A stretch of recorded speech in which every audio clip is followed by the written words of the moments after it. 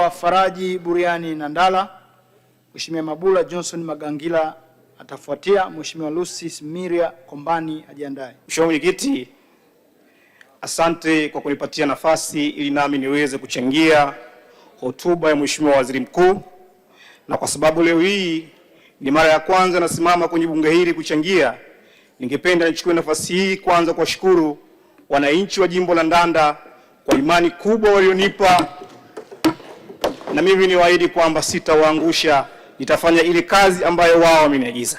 Juzi Mheshimiwa Waziri Mkuu aliwasilisha bajeti ya wizara yake ambayo ina ukomo wa zaidi ya trilioni 12.5 ambayo ni sawa na 20% ya bajeti kuu ya serikali 2026-2027.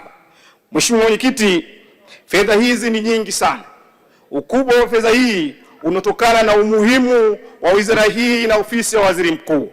Mheshimiwa Mwenyekiti, kwenye hii ofisi ya Waziri Mkuu ndiko ambako kwenye TAMISEMI, na mimi mchango wangu leo hii ningependa sana niuelekeze kwenye TAMISEMI, kwa sababu TAMISEMI ndio uti wa mgongo wa taifa hili. TAMISEMI ndio kitanzi cha wabunge wengi. TAMISEMI ndio tumaini la wananchi wengi. Mheshimiwa Mwenyekiti, ili tuweze kuisaidia TAMISEMI, yapo mambo ya msingi ambayo sisi kama taifa tunabidi tutafakari. Jambo la kwanza ni namna gani tunaweza kuisaidia TAMISEMI ili iweze kufanya mambo yake ambayo wananchi saizi wanataka kuyasikia. Kwanza, leo hii tunaona kwamba namna gani TAMISEMI imekuwa muhimu sana katika kuleta mabadiliko na maendeleo kwenye taifa hili. Lakini kutokana na ufinyu wa bajeti, TAMISEMI imeshindwa kutekeleza mambo mengi ya msingi, na mimi kama mbunge ningeomba nishauri, ili TAMISEMI iweze kufanya kazi vizuri, lazima tujihakikishe kwamba tunaongeza jitihada za kukusanya mapato ili tuweze kuisaidia TAMISEMI iweze kuleta faraja kwa wananchi. Na njia pekee ya kuisaidia TAMISEMI kupata mapato ni kwa kwenda kuwekeza kwenye kilimo. Kilimo ndio uti wa mgongo, na 90% ya Watanzania ni wakulima. Hatuwezi kuepuka kuwekeza kwenye kilimo.